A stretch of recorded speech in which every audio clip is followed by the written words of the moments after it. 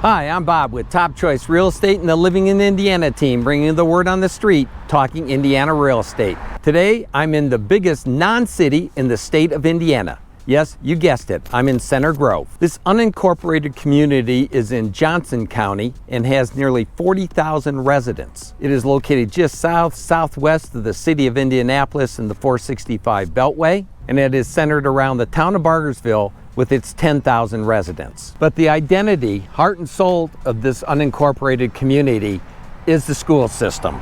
It is rated A by niche.com. It is ranked number 14 out of 289 public school systems in the state. That puts it in the top 5%. I know some of the people here and have known them for a long time, and they are good people. The high school here has 2,851 students, which makes for a nice number. Some people might call it a Goldilocks number.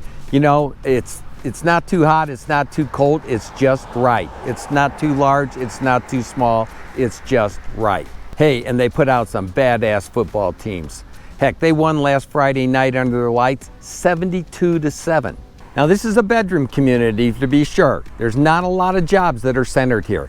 They are more likely to be found up along the Beltway or over at the airport area where there's a ton, or downtown Indianapolis or over in Greenwood. It ranks high on safety. There is 2 hospitals in Greenwood and 1 in Franklin, which are both very close by, and another 2 on the southern edge of Indianapolis. So a lot of health care in a very close proximity. Now, if we're talking shops and restaurants, then hey, you're going to the other side of Greenwood. Center Grove actually has Greenwood Post Office, so we're talking, 15, 20 minutes to all the things that there are along Highway 31 in Greenwood. So if you're considering moving here, you're going to want to pick up our relocation guide. It's free and there's no obligation. My staff and I have prepared the ultimate relocation guide, and you can get your copy below.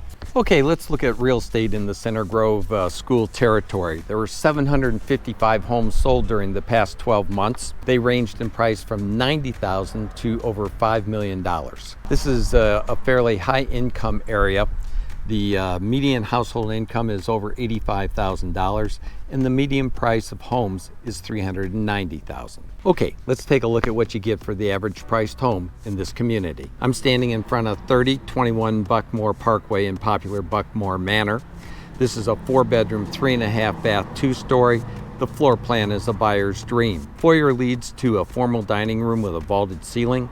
The great room opens to an updated kitchen. There's a center island, new kitchen appliances, a breakfast room with its own balcony, and there's lots of upgrades throughout. You get to add a gorgeous private lot featuring a wood deck, brick paver patio, and wraparound porch. Plus, hey, there's a community pool, a park, a playground, and tennis courts. You've got an easy commute to the interstates, to downtown, or to the airport. And the ticket on this 3,458 square foot home built in 1993 is $389,900. This one is listed by Century 21 Sheets, but FYI, I can help you with any home for sale in the state of Indiana, whether it's listed by myself or another broker. Now, hey, if you have a home to sell in order to buy your next one, this next section is guaranteed to make you money. But if you don't have a home to sell, hey, feel free to skip ahead to the next home on our tour. So if you're thinking about selling, have you ever wondered if you're going to have to paint or recarpet? Or maybe your brother-in-law told you that you just have to fix up your bathroom. Hey, follow me. I'm going to arm you with some knowledge so you can make the best decisions that will make you the most money. And I'll share secrets on how I sold my last 5 homes in a grand total of less than 30 days. Number 1, you are now in the business of selling real estate. This is no longer about your house. It's time to focus on making it someone else's house. If you're going to get emotionally attached to a house, do it with the new home that you're about to buy. Number 2, we use professional photography, which means to you, people will put eyeballs on your property. That plus our marketing will equal lots of interest. But so I hate to tell you that even with all that interest, people are going to do their best to talk themselves out of walking through your home. It drives me nuts, but our job, your job, is to get them from the street to inside the house. Hey, they're going to drive by and they're going to do their best to talk each other out of walking through the house. So curb appeal matters a lot, more than it should. Hey, if you think about it, you live 90% of your time inside your house, about 9% in the backyard on the deck or playing with the kids, and about 1% in the front yard. And that's usually when you're shoveling snow or mowing the grass, not doing something that's a whole lot of fun. But hey, you only get one chance to make a first impression. So you're gonna wanna be sure to trim the overhanging tree, put the trash cans out of sight, put the bikes and basketballs away. Hey, and bring some color. Flower baskets in the summertime, maybe some mums in the fall. You got Christmas or Halloween, 4th of July, you got big bright flags. Put some color between the street and your house. Number 3, say you do manage to get them to the front porch. There they are. The realtor's fumbling with the lockbox, trying to get the key out. And what are the buyers doing? They're looking around. They're seeing the cobwebs and the dirt and the grime and the front door that hasn't been cleaned in God knows how long. So, hey, make sure that they're staring at something clean and sharp. First impressions matter. Hey, you may never use the front door. If you're like most people, you come in through the garage. But you're gonna bring everybody in for a showing through the front door. So, hey, paint the front door. Knock down the spider webs, power wash the front porch. If you don't have the equipment or don't want to do it, I know a guy. Number 4, once they're inside the front door, the priority begins in the front hallway, and it works back from there. First impressions again. Hey, I've had people take one step inside a house and go, hey Bob, this one's just not for us. We're out of here. Hey, so the least important things to get done are the basement, the kids' bedroom, the garage. You can have all the boxes in the world in the garage and it doesn't matter. The side of the house, don't worry about power washing that. That's like the last thing that you do. What matters is everything as you move back through the house. That's what's most important. So concentrate your efforts beginning there. Number 5, there's a saying, and it's god-awful true. Kitchens and baths sell houses. Now, the price point may play a role in what you do. A few years back, I was doing a listing presentation with somebody, and it was a pretty nice house. I mean, it was kind of unique, but it was pressing a mill. And the guy just refused to consider putting granite countertops in. He said, well, the people they'll want to choose their own. Sorry, people looking at $1 million home do not want to look at Formica countertops. So consider what price point you're at and then do the things that need to be done to sell it to somebody shopping at that price point. You want to motivate them. It's not about you, it's about them. Make it attractive to them. Make them get their checkbook out. So you may want to consider, do the appliances match? Are they all working? Do all the burners work? Or is it obvious that there's something wrong with that kitchen range? Hey, it may not have bothered you. You may have lived with it for 10 years. But a buyer coming in, those are like trigger points for them, as to say, well, maybe the house hasn't been taken care of, or it just doesn't give you that first impression. You may need to tile a bathroom or update some plumbing or electrical fixtures. Hey, it all depends. And when it comes time to show your house or have people walk through your house, you're gonna want to remember this because yes, it's a pain in the donkey, but kitchens and baths sell houses. So take the time when people are walking through that those things look sharp. Number 6, you're gonna wanna walk through your house and you're gonna wanna thin it out. You wanna look at your countertops and the tops of chests of drawers and bookcases and all those things, and you wanna remove half of the items there. You wanna box them up, you wanna move them out, you wanna give it to Goodwill, you wanna haul it away. Then you wanna do half again. That's about what most of us have on our tops of our counters and our chest of drawers is way too much stuff for the person coming in looking to buy. Now, this doesn't cost you a whole lot, but it does take a little bit of time and effort. Now, I don't agree with realtors that say you need to depersonalize your house totally. I think you need to convey to people that the people living here like to live here. Buyers like that feeling. They can tell when they walk through a house and it's a divorce situation and the guy's sleeping on a bed on the floor.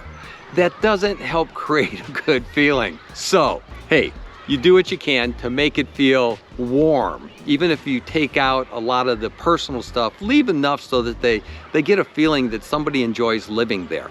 Hey, people even like seeing those notes on the kitchen table or on a chalkboard that say, 10 things we love about living here. That's something you might want to think about. Number 7, people ask me, should we get a pre-listing inspection?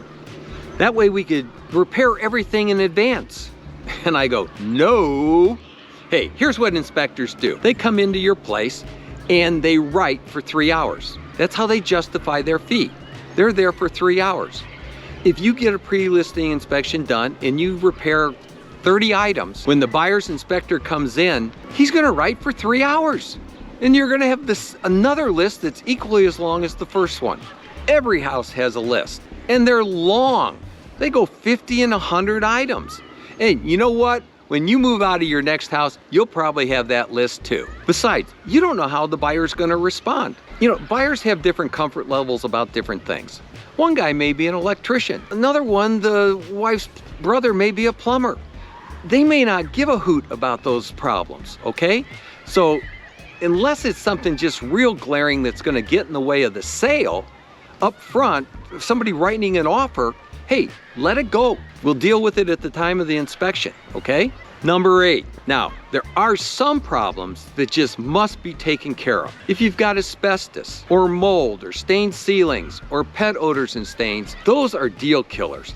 I mean, people don't want to hear about asbestos, okay? It scares the living daylights out of them. If you know you got a situation there, take care of it before you put the house on the market. If you have black mold hanging off of something or other, get it taken care of before the people start walking through your house. Stained ceilings, people go, oh, I don't want to have to paint that ceiling. Hey, let me tell you, people walk through a house and it's one of the things that lots of people know, and the guy will look at that stained ceiling and he'll point it out to the wife, and then they'll walk through the house and he'll come back and he'll point out that stain in the ceiling. Now, you may have put a new roof on your house in the last year and it's not a problem, or fixed the toilet 5 years ago but never painted the ceiling. But it's a problem to that buyer, and you lose the buyer because you didn't get out a can of Kills, paint it, and then paint the ceiling. And if you don't want to paint the whole ceiling, hey, I know a guy. Not to solve these problems will cost you more than the repair work. Number 9, carpets. Hey, if they're dirty, clean them. If they have wrinkles in them, get them stretched. If they're just beyond use, replace them. And I know a guy for any of those jobs, or for laminate or hardwoods as well. And your price point may dictate just what you need to do or want to do or have to do, okay? But again, first impressions. Number 10, paint hides a lot of blemishes. And this is especially true if you have a vacant house, because when you move all your furniture away from the wall and take the paintings off the wall, there's gonna be these marks. And so the paint needs to be touched up, or the room needs to be repainted. It's a cheap fix, and it goes a long way to getting your house sold. And not just sold, but sold for the most money. Number 11, hey, you do whatever it takes to get the house ready to sell, and you got all life going on, and the kids have got ball games, and you know, all of these things, and you're tired. But guess what? The house needs to be clean, and I mean really cleaned. It needs to kind of shine. So hey, clean it or have it cleaned, and yeah, I know a guy. Okay, number 12, almost done. Remove the screens if you can. It will make the amount of light coming into your house that much greater, which people love, okay? If you live with your curtains closed, open them. Again, you're in the business of selling this property. It's not about you anymore. It's about the potential buyer getting their checkbook out. So, hey, have the windows washed. Brighten the place up.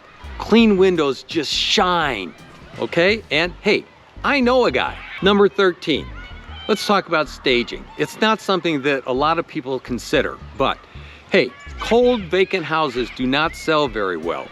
And this may be a price point thing, but I've used staging everywhere from about, I don't know, $250,000 on up. So, you know, that's not like major price point in today's market. Staging, professional staging, can really make a difference in getting the most money for a house, selling it in the quickest time, and with the least hassle. Every time I sell my own house, I put myself through this exact same exercise. I'm convinced it's why I've sold my last 5 houses on average in less than 6 days. And no, I didn't give them away, rest assured. Hey, on the first one over in Glendale, I'd been working on the house and I'd gotten it all fixed up, and it was late on a Saturday afternoon, and I loaded up all my tools, and I had a pickup truck was just loaded with stuff, and I'm pulling out of the driveway, and the last thing I do is I stop and I get out and I put the for sale sign in the front of the house and an open house sign.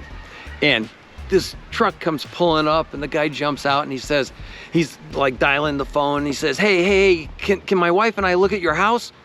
And I'm like, man, I'm beat, I'm going home. And he says, no, my wife's gonna want this house. You know, sure thing. And we keep talking a little bit. I said, okay, I'll tell you what. He couldn't get hold of his wife. And I said, I'll tell you what. I've got an open house tomorrow morning at 9 o'clock, and I will be here at 8 o'clock. And if you want to get a look before everybody else does, be here at 8 o'clock. So the next morning, I'm there at about 10 to 8, and the guy's already there. He's got his wife, and he's got his realtor. And so I take them through the house, and they say, give me a minute. And so they're out back sitting at the table on the deck, and I'm getting ready for the open house. And so about 10-15 minutes later, the realtor walks in and says, hey, can we have a minute? And so I go out, and hey, you know what? 15 minutes later, we had a signed agreement for a full list price plus the realtor's commission. That's what you call a quick sale. So, hey, I pulled the open house sign and I went home. The second house, hey, I sold that one at the end of the first day. The third house was up in the mountains in Colorado, and that one was an outlier. It took all of 3 weeks to sell. Number 4, I sold on the Monday following the first weekend. And the 5th one, I sold on Tuesday after the first weekend. Hey, I hope you found this helpful and that it will help you sell your house in 6 days or less. Hey, we offer a free room-by-room analysis. I'll walk through the house with you. We can share ideas back and forth. It's free, there's no cost, there's no obligation, and I guarantee you, I'll help you make money and I'll help you save money by not doing things that you don't need to. Hey, to schedule a time, call or text me. Make it a great day now. Okay, let's have a little fun and check out the top end of the market today.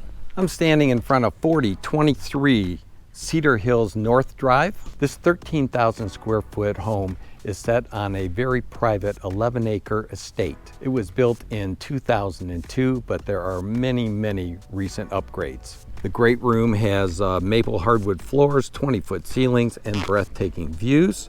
You got a gourmet kitchen, plus a second kitchen even, and there are 4 fireplaces. Plus there's a room for every interest you might have. We're talking heated pool, indoor spa, and sauna, and it's got a 6-car courtyard garage. Hey, there's something for everyone. This one is listed by Land Pro Realty, but FYI, I can help you with any house that's for sale in the state of Indiana, regardless of whether I'm the broker or somebody else is. And the ticket on this one is like 10 times what the ticket price on that last home that we just looked at was. This one is going for $3,799,000. Now, if I can help you with this house or any other that you see an ad for or sign, be sure to hit me up, give me a quick call or text, and I'll take good care of you. You make it a great day now.